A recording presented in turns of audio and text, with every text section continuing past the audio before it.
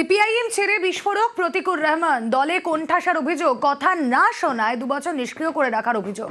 মোহাম্মদ সেলিমকেও নিশানা প্রতিকুরের।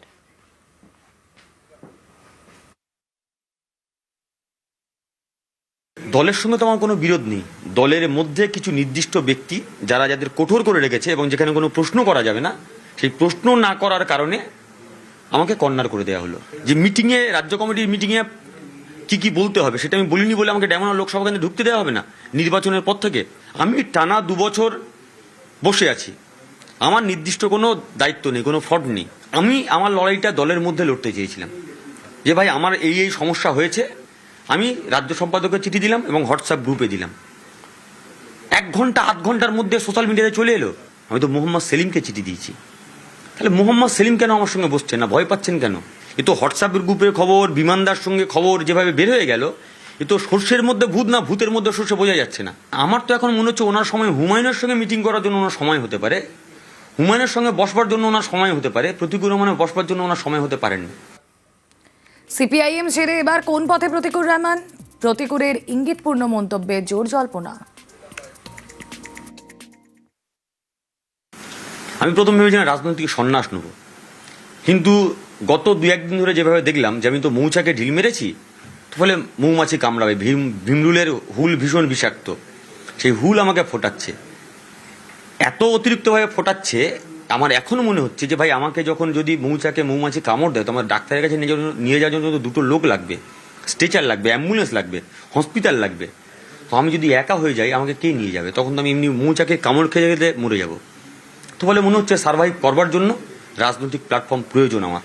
যে উদাহরণটা দিলেন সেটা হচ্ছে আপনি যার বিরুদ্ধে লোকসভায় লড়াই করেছিলেন তিনিও বলতেন যে পাড়ায় পাড়ায় সমস্যা হলে সাহায্য করার জন্য তৃণমূল কংগ্রেসকে দরকার। তাহলে কি পথের বাঁকে গিয়ে তৃণমূলেই যাবেন? জানি না, এখন সময় বলবে। ছিল পার্টি অফিস, সেটাই এখন মুদিখানার দোকান। শুনতে অবাক লাগলেও এটাই হয়েছে। পানিহাটিতে পার্টি অফিস দখলের অভিযোগ নেতার বিরুদ্ধে সরব দলেরই একাংশ। পানিহাটি পুরসভার 15 নম্বর ওয়ার্ডের শান্তিনগরে এটাই ছিল তৃণমূলের পার্টি অফিস। তৃণমূল কর্মীদের সঙ্গে নিয়ে এই পার্টি অফিস তৈরি করেছিলেন প্রয়াত নেতা কাজল সিনহা। অভিযোগ, সেই পার্টি অফিসে রাতারাতি দখল হয়ে গিয়েছে।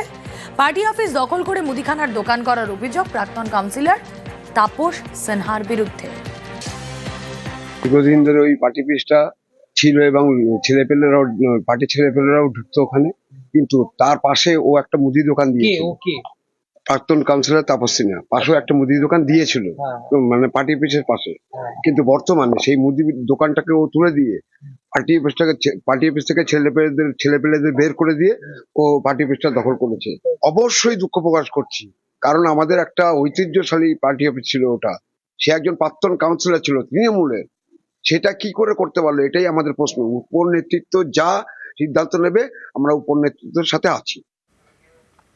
15 নম্বর ওয়ার্ডের প্রাক্তন কাউন্সিলরের বিরুদ্ধে পার্টি অফিস দখল করে মুদিখানা দোকান করার অভিযোগ সরব দলেরই একাংশ। ক্যামেরার সামনে মুখ খুলতে নারাজ তাপস সিনহা। কর্মীদের অভিযোগ ঊর্ধ্বতন কর্তৃপক্ষকে জানানোর আশ্বাস দিয়েছেন পানিহাটি তৃণমূল বিধায়ক নির্মল ঘোষ। দলীয় ব্যাপার তো, আমাকে দলীয় ব্যাপারে খড়দহের দলকে জানাবো এবং শোভনদেব এখনো এমএলএ, আমি তাকে জানাবো, এবং যাতে দলীয় অফিস কোনো রকমেই নষ্ট না হয়, দলের অফিস যাতে দলেরই অফিস থাকে, তার জন্য আমার যতটুকু করণীয় আমি দলের উচ্চ পর্যায়ের মতো কথা বলে সেটা করব। এই ঘটনায় ক্ষুব্ধ খড়দার তৃণমূল বিধায়ক শোভনদেব চট্টোপাধ্যায়। পানিহাটিতে পার্টি অফিস দখল করে মুদিখানার দোকান নিয়ে কটাক্ষ করতে ছাড়ছে না বিজেপিও। ওদের ঘরটা কি তার নাকি? স্যার দোকানই বা করবে কি করে পার্টি অফিসকে নিয়ে? আমি সানডে যাচ্ছি, আমি একটু ব্যস্ত রয়েছি বলেন সানডে যাচ্ছি, দিয়ে দেখছি। আচ্ছা আচ্ছা, আমি এখান থেকে কিছু করতে পারবো না, আমি যাই আমি যাচ্ছি। প্রয়াত কাজল সিনহা চলে যাওয়ার পর থেকে তার পরিবারের কাউকেই সেভাবে আর গুরুত্ব দেওয়া হয় না। আর শুধু খড়দা বলে নয়, সারা পশ্চিমবঙ্গে মানে পুরনো কর্মী যারা রয়েছে তাদের দলে কোনো সম্মান নেই, তাদের দলে কোনো জায়গা নেই। আর তাছাড়া এমনি বুঝতে পেরেছে যে আগামী 26-এ তো এই সরকারটা আর ফিরে আসবে না, তাই নিজেদের তো করে খেতে হবে। পার্টি অফিসে বসে থাকলে তো আর সংসার চলবে না, এই সংসার চালানোর জন্য মুদি দোকান খুলে ব্যবসা করছে। চূড়ান্ত ভোটার তালিকা প্রকাশে কি আরো দেরি হবে, এই প্রশ্ন উঠছে। তার কারণ এসআইআর এ 60 লক্ষ অভিযোগের নিষ্পত্তি এখনো বাকি। তাহলে সময়ের মধ্যে কি সব অভিযোগের নিষ্পত্তি আদৌ হবে?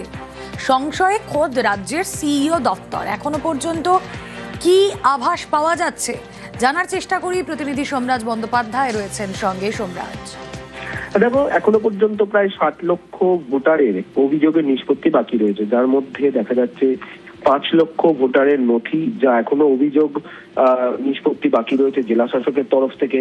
এছাড়াও দেখা যাচ্ছে ইআরওদের কাছে প্রায় 25 লক্ষ নথি পড়ে রয়েছে যেগুলির নিষ্পত্তি বাকি রয়েছে। এছাড়াও নিষ্পত্তি হয়ে গেছে, কিন্তু তারপরেও মাইক্রো অবজারভার এবং রোল অবজারভারদের আপত্তি রয়েছে, যেখানে মনে হয়েছে এখনো পর্যন্ত 30 লক্ষ ভোটারের আবারও নথি পুনর্যাচাই করা প্রয়োজন এবং সেগুলিরও অভিযোগ নিষ্পত্তি করতে হবে। অর্থাৎ সেক্ষেত্রে মোট প্রায় 60 লক্ষ ভোটারের অভিযোগের নিষ্পত্তি বাকি রয়েছে। এবং সেই জায়গা থেকেই রাজ্যের মুখ্য নির্বাচনী আধিকারিককে মনোজ কুমার আগরওয়াল তিনি জানাচ্ছেন যে প্রয়োজনে চূড়ান্ত ভোটার তালিকা প্রকাশের সময়সীমা বাড়ানো হতে পারে। কারণ অভিযোগের নিষ্পত্তির সময়সীমা 21শে ফেব্রুয়ারি পর্যন্ত রয়েছে, কিন্তু আগামী 48 ঘন্টার মধ্যে সেটা কি করে সম্ভব তা নিয়ে সংশয় মুখ্য নির্বাচনী আধিকারিকের দপ্তরে। বেশ, 21শে ফেব্রুয়ারি অভিযোগের নিষ্পত্তির শেষ দিন। এখনো 5 লক্ষ নথি যাচাই করেননি ডিএমরা। 25 লক্ষ নথি এইআরওদের কাছে জমা রয়েছে। 30 লক্ষ ভোটারের নথি ফের যাচাই হবে। তবে কি ফের বাড়বে সময়সীমা? প্রশ্ন থেকেই যাচ্ছে।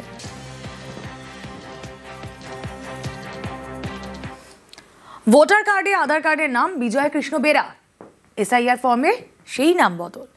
পাঁশকুড়ার বিজয় কৃষ্ণ বেরা হয়ে গিয়েছেন শেখ রাজেশ আলী। এর জেরে তাকে শুনানিতেও যেতে হয়েছে। অভিযোগ, নির্বাচন কমিশনের গাফিলতির কারণেই এই ভোগান্তি।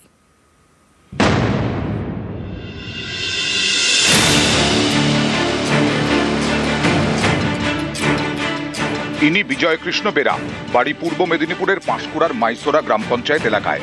এসআইআর হিয়ারিং এ ডাক পড়ার পর থেকেই তিনি চিন্তায়, কারণ তার নামটাই যে বদলে গেছে। বিজয় কৃষ্ণের দাবি 2002 সালের ভোটার তালিকায় তার নাম রয়েছে, ভোটার কার্ড আধার কার্ডেও নাম বিজয় কৃষ্ণ বেরা।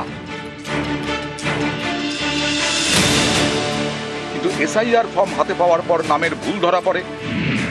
অভিযোগ, বিজয় কৃষ্ণ বেরার নাম এসআইআর ফর্মে লেখা হয়েছে শেখ রাজেশ আলী। বিজয় কৃষ্ণের দাবি, এর জেরে তাকে শুনানিতেও যেতে হয়। এই ভোগান্তির জন্য তিনি কমিশনের দিকে আঙুল তুলেছেন। তার দাবি, কমিশনের ভুলেই এভাবে তার নাম বদল। সমস্যা হচ্ছে আমার এই যে নতুন লিস্টটা বেরোচ্ছে, লিস্টে রাজেশ আলী নামটাই ভুল। বাবার নাম ঠিক আছে, আধার কার্ড ঠিক আছে, ভোটার কার্ড ঠিক আছে, কি কারণে নামটা উঠছে সেটা আমিও বলতে পারছি না। এই সমস্যা আপনার কতদিন ধরে হচ্ছে? এই নাম এই 2 বার ভোট দিতে গিয়ে এই জিনিস হয়েছে। ভোট হয়নি। বিডিও অফিসের সামনে ওখানে অনলাইনে যোগাযোগ করছিলাম, বলছে ওটা ঠিক করে দেবো, কিন্তু ঠিক হয়নি। খুঁজে খুঁজে দেখলাম আছে ভুবন বেরা, নামটা রাজেশ আলী হয়ে গেছে। এবারে ওনার 2002 নাম লিস্টে আছে। তারপরে এখানে জমা টমা দেওয়া হয়েছে পূরণ করে। তারপরে ওখানে ওই হিয়ারিংয়ের নোটিশ, তারপর সেই তখন একটা ওই 8 নম্বর ফর্ম আছে, ওতে কারেকশন করার জন্য একটা জমা দিতে হয়, ওটা দিয়েছে। আমাদের বিজয় কৃষ্ণ বেরা অ্যাকচুয়ালি ইলেক্টর, ওনার বাবার নাম হচ্ছে ভুবনচন্দ্র বেরা। কোনো ভুলবশত ওনার নামটা পাল্টে গেছে, শেখ রাজেশ আলী হয়ে গেছে। উনি অলরেডি ফর্ম 8 জমা করেছেন, আশা করি কারেকশন হয়ে যাবে। নাম বিভ্রাটের ঠিক কারণটা কি তা খতিয়ে দেখছে প্রশাসন। ক্যামেরায় সর্বানন্দ মিশ্রের সঙ্গে সুজিত ভৌমিক, নিউজ 18 বাংলা।